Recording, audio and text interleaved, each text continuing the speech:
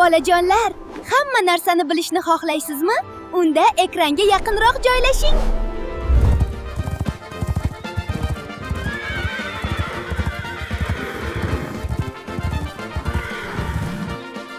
Qiziq, ponilar nega kichkina? Ular ham haqiqiy otlarmi? Albatta haqiqiy, faqat kichkina otlar. Ularning bo'ylari 1,5 metrgacha bo'ladi. Insonlar bunday jajji otlarni ataylab shunday kichkina qilib ulg'aytirishgan. Ularni ovqatlantirish oson bo'lishi uchun. Kichkina bo'lishsa ham ponilar juda ham mehnatkash jonivorlar hisoblanadi. Ba'zi ponilar o'zlarining vaznlariga 20 barobar og'irlikdagi yukni ham bemalol aravada torta oladilar.